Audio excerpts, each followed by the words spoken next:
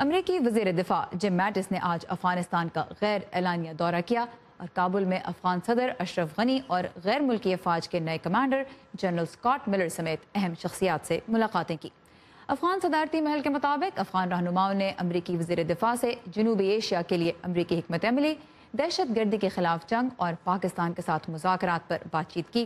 اس دورے میں joint chiefs of staff general Joseph Dunford بھی امریکی وزیر دفاع کے ہمراہ تھے۔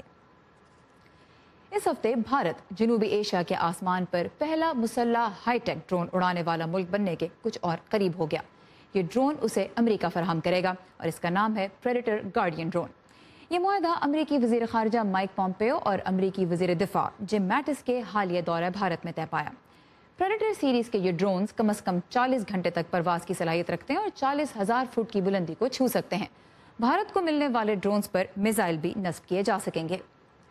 بھارت اور امریکہ کے درمیان 22 ڈرونز کی خریداری سے متعلق بات چیت ایک عرصے سے جاری تھی، لیکن بحر ہند پر نظر رکھنے کے لیے بھارت کو پہلے جو ڈرونز بیچے جانے تھے وہ غیر مسلح ہوتے۔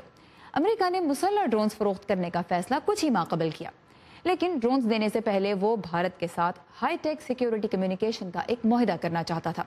بھارت کو تحفظات تھے کہ اس طرح امریکہ اس کی دفاعی نقل و حرکت پر نظر رکھ سکے گا، لیکن امریکہ کی اس یقین دہانی کے بعد کہ معاہدہ صرف امریکی دفاعی ساز و سامان پر لاگو ہوگا نہ کہ روسی ہتھیاروں پر بھی، بھارت اور امریکہ نے کل communications compatibility and security agreement یا کامکاسا نامی معاہدے پر دستخط کر دیے۔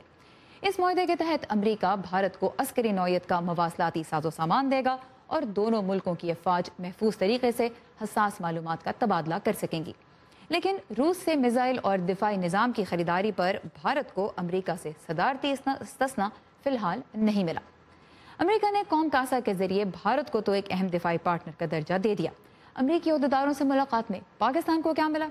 پاک امریکہ تعلقات کو نئے سرے سے پروان چڑھانے کی بات تو ہوئی، لیکن پاکستان کے لیے امریکی امداد کی بحالی کا کوئی فیصلہ نہیں ہوا۔